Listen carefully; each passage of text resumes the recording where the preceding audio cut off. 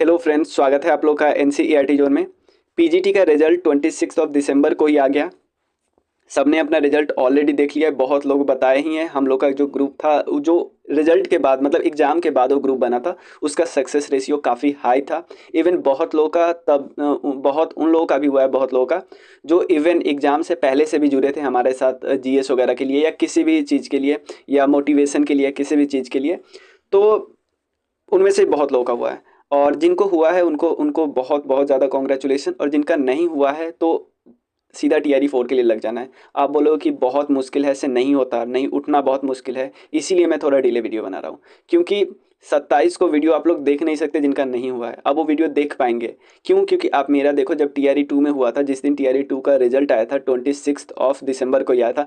आप चैनल पे देख सकते हो, 28 को मैंने वीडियो बनाया था एकदम ऊर्जा से भर के कि TRE 3 में देना है। तो ऐसे आप लोगों को भी होना है, क्योंकि 3 दिन हो गए, अब रुकने से कुछ फ़ायदा नहीं है ना। और टीआरई हमें हम जब हम लोग का TRE 2 का रिजल्ट वगैरह आया था, नहीं हुआ था, तो उस समय हम लोग को क्या लगा था कि TRE 3 होगा 24 अगस्त को। हमें पता था ना 24 अगस्त को डेट शीट में आ गया था। बट बाद में ना पता चला कि एग्ज़ाम जल्द पहले होने वाला है, फिर डिले होता होता होता गया। तो ये जो फेज़ था ना, बहुत फ्रस्ट्रेटिंग था। क्योंकि लग रहा था अब एग्ज़ाम होगा, अब एग्ज़ाम होगा, ना पढ़ पा रहे थे, नहीं छोड़ पा रहे थे, कुछ भी नहीं हो रहा था। बट आप लोग को तो पता है ना, TRE 4 का एग्ज़ाम की अप्रैल मार्च इन सब में ही होना है। इसके बाद ले जाएगा तो कोई फ़ायदा ही नहीं है। क्योंकि ये तो आप लोग को पता है ना, जो वैकेंसी आती है वो उस पर बहुत ज़्यादा, देखो वैकेंसी आती है तो गवर्नमेंट की ज़रूरत भी होती है, राज्य की ज़रूरत भी होती है। लेकिन एक तो पॉलिटिकल मोटिव होता है ना किसी भी गवर्नमेंट का, कि क्यों हम दे रहे हैं। तो जैसे अगर बहुत डिले एग्जाम करेगा तो जो उनका पॉलिटिकल मोटिव होगा वो थोड़ी फुलफिल होगा। तो पॉलिटिकल मोटिव को फुलफिल करने के लिए एग्जाम को जल्दी कराना पड़ेगा, ताकि हर गवर्नमेंट क्या बोलती है कि हम इतना एग्जाम रिजल्ट, इतना बच्चों का सिलेक्शन करवाए, जो कि नीतीश सरकार का भी है कि हमको 12 लाख जॉब देना है।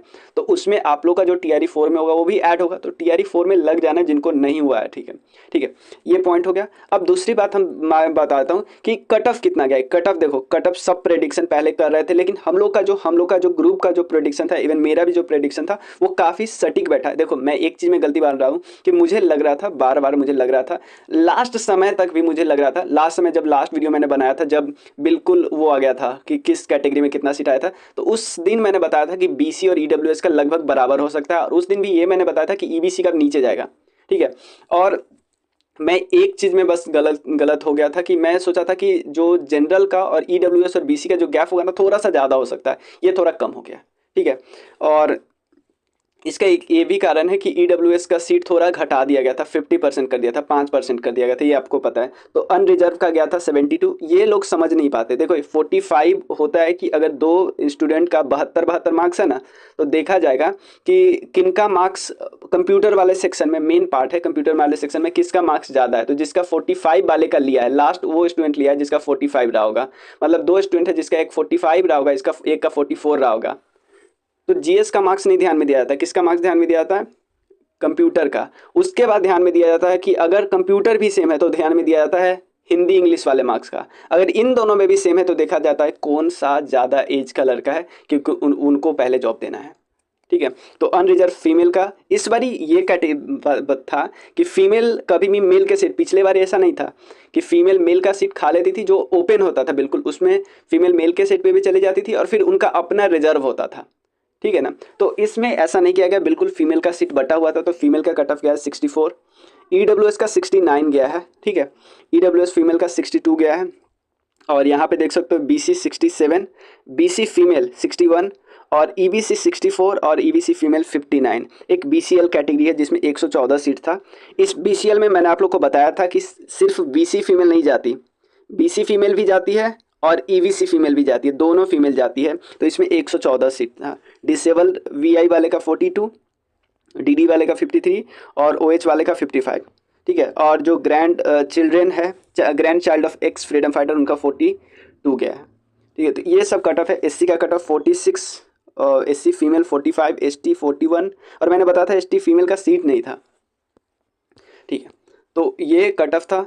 ठीक है। बहुत लोगों का, जैसे हम लोग के ग्रुप में बहुत लोगों का अंडर 20s रैंक में है, 13-14 भी हम लोग जिस ग्रुप में थे, जैसे सुमित भाई है, नित्यानंद भारती, ये सब हम ही लोग के ग्रुप में थे। उसके अलावा और भी 37 रैंक, 71, ये सब मतलब कि बहुत सारे, मतलब मैं बता रहा हूँ ना कि हमने एग्ज़ाम के बाद एक ग्रुप बनाया था, ठीक है, उसमें 133 लोग थे। और एग्जाम से पहले भी जो हमने ग्रुप बनाया था, एग्जाम से पहले बिल्कुल शुरुआत से जो जीएस फोकस्ड ग्रुप था, उसमें से भी ऑलमोस्ट 10 लोगों का सिलेक्शन हुआ है, उसमें भी ज़्यादा लोग नहीं है। ठीक है, तो ये तो हमने बता दिया है। और फिर मैं अपना बताता हूँ, मेरा जनरल से नहीं हो पाया, मैं बता रहा हूँ। मेरा मार्क्स था, मैंने आप लोग को बता ही देखा था कि 71 मार्क्स मेरा आता है, और जनरल का कट ऑफ गया था 72 से। और तो मेरा यहाँ पे आपको दिखेगा, एक सेकेंड, यहाँ पे EWS का जो वाला है ना, जो पहला पेज है, ये है मेरा। ठीक है, अब मुझे कुछ चीज़ आप लोग को बताइए कि मैं ये नहीं बोल रहा हूँ कि मेरा रोल इन कंप्यूटर साइंस, मुझे कंप्यूटर खुद नहीं आता है, मतलब जितना आना चाहिए था, मेरे खुद कंप्यूटर में 44 थे और इधर जीएस में 27 मार्क्स था। ठीक है, तो मैं क्या कर बोल रहा हूँ कि जीएस में मैं, इवन मैं अभी एग्जाम दूंगा तो जीएस में मैं इंप्रूव कर सकता हूँ। कंप्यूटर में इतना जल्दी इंप्रूवमेंट नहीं होती, क्योंकि जैसा पेपर है तो मुझे बहुत ज़्यादा मेहनत करना, अगर मुझे फुट फिर देना है, मान लो एग्जाम देते हैं, मैं दे नहीं सकता, याद रखना, क्योंकि TRE 3 में जिसका हुआ है वो TRE 4 में नहीं दे सकता। तो मुझे इसमें इंप्रूवमेंट करने के लिए बहुत ज़्यादा मेहनत करें, मेरा जीएस थोड़ा स्ट्रांग है, तो मैं इसमें आसानी से बढ़ा सकता, क्योंकि उस समय मैं रिवाइज नहीं किया था, इसलिए 27 आ गया। मे बी मुझे 32, 33, 34, 35 तक भी जा सकता था, बट कुछ क्वेश्चन ऐसे थे ना, बिल्कुल उसका आंसर BPSC लास्ट में जो दिया वही हमने माना, तो 5 क्वेश्चन तो आप वैसे भी हटा लो।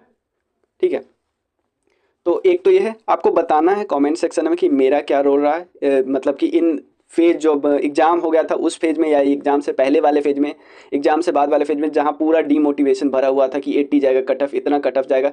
फिर मेरा वीडियो बहुत लोगों तक स्प्रेड हुआ, बहुत लोग तक पहुंचा, फिर वो थोड़े से मोटिवेट हुए, और उनका अभी हो रहा है, तो बहुत लोग मैसेज किए कर रहे हैं कि कई लोग तो बोल रहे थे कि इतना इतना 75, 80, 82, 85 कट ऑफ जाएगा, क्योंकि और मैं स्टिक था, शुरू से ही मैं स्टिक था।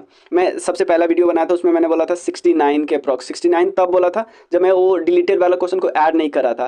फिर मैं 72 पे अटक रहा था, 72 to 74, और मैं ये भी बोला था उस वीडियो में, आप देख सकते हो, मैं ये भी बोला था कि 74 में इसलिए बोल रहा हूँ थोड़ा गाली, क्योंकि कई सारे कमेंट सेक्शन ऐसे आने लगे, सॉरी कई सारे कमेंट ऐसे आने लगे थे कि भाई अगर नहीं तो सही हुआ तो तुमको बहुत गाली पड़ेगी। तो मैं बोला था भाई 74 में, भाई मैं इसलिए दे रहा हूँ कि गाली से बचने के लिए, मतलब मेरा कोई इंटेंशन नहीं कि 74 जाना ही नहीं चाहिए, मैं बोल रहा था 72, 73। ठीक है, तो इस वीडियो में मैं आपको ये बताना मेरा रोल, और उसके बाद नेक्स्ट वीडियो, कई सारे वीडियो आएंगे, अभी रेगुलर वीडियो अब आएंगे। ठीक है, क्योंकि मेरा एक और एग्ज़ाम भी है, बट उसके बाद भी मैं वीडियो लाता रहूँगा। कि मेरे सबसे पहले मैं एक वीडियो बताऊँ कि मेरे सोर्स क्या है और कैसे तैयारी करना है। और एक चीज़ मैं और कमेंट सेक्शन में आपसे पूछना चाहता हूँ कि जो लोग भी तैयार हैं, कि जो सिलेक्टेड लोग हैं, वो अगर अपना प्रिपरेशन स्ट्रेटजी बता सकते हैं तो आप मुझे बता सकते हो, मुझे टेलीग्राम कर सकते हो।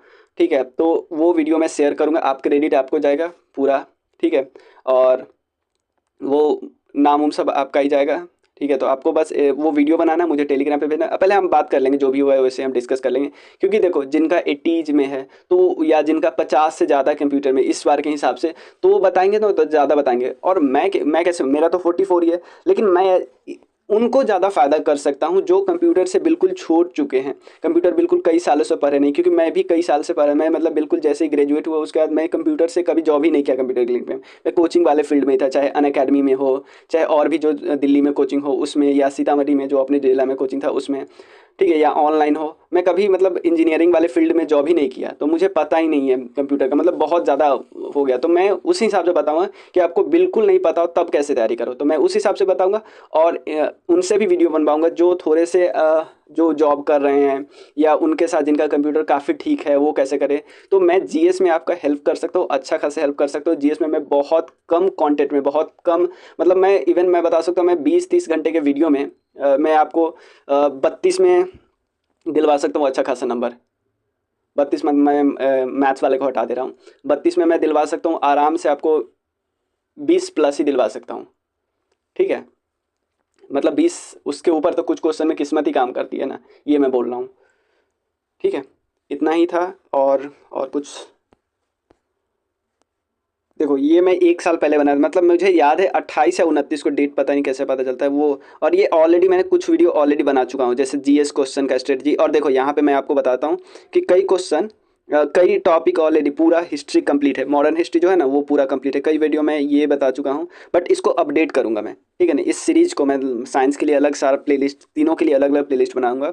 और साइंस में एनसीईआरटी 9th और 10th दोनों साइंस कवर करूँगा, ऑलरेडी मेजॉरिटी पोर्सन कवर है, ठीक है। तो ये हो गया प्रिपरेशन का बात, और सब कुछ डिस्कस करेंगे। अगला वीडियो आएगा मेरे सोर्सेस क्या थे, थोड़ा सा डिटेल में बताऊंगा कि मैं कंप्यूटर को कैसे कर रहा था, कैसे कर रहा था, कि बिल्कुल मैं जीरो नॉलेज था, ऑलमोस्ट जीरो नॉलेज था मैं, मुझे, ठीक है, मतलब ऐसा मान सकते हो। उसके बाद मैं कैसे कैसे प्रिपरेशन किया, क्योंकि जब आसान पेपर टीआरई 2 में आया था तभी भी मेरे 51 ही थे कंप्यूटर में। तो फिर टीआरई 3 के लिए मैं कैसे थोड़ा और किया। और मैं ये बता दूँ, टीआरई 2 का पेपर आसान था ना, उस बारी भी मैं जो नोट्स बनाया था उस नोट्स से ऑलमोस्ट 60 क्वेश्चन आ रहे थे।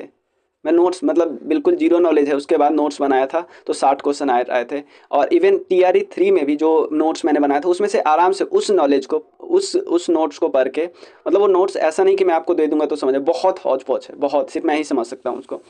बट वो मैं नोट्स बनाया कैसे, उसका सोर्स कैसे क्या क्या यूज कर रहा था, वो सब मैं आपको बताऊंगा। मैं बोल रहा हूँ कि उससे 50 नंबर लाया जा सकता है कंप्यूटर में, टीआरई 3 का पेपर हो तो 50 नंबर लाया जा सकता है। ऊपर से अब अगर दिमाग ठंडा है, दिमाग बहुत शांत है, तो 1-2 क्वेश्चन, 3-4 क्वेश्चन और भी ऊपर से किया जा सकता है। बट इतना किया जा सकता है। मैं बोल रहा हूँ कि टीआरई 3 का जो पेपर था वो तो पता ही है कितना लेंदी था। यही सब बात है, ठीक है। तो और वीडियो में लाता रहूँगा, ठीक है। आप कमेंट में कहिए मेरा रोल क्या था और किन किन का हुआ ये भी बताइए, और कौन वीडियो बनाने को तैयार है वो मुझे प्लीज़ टेलीग्राम में बता सकता है या कमेंट सेक्शन में बता सकता है, फिर हम कांटेक्ट कर लेंगे उनसे, ठीक है। तो मिलते हैं फिर नेक्स्ट वीडियो में, जल्दी आएगा वीडियो, कल ही आएगा, ठीक है। Thank you so much.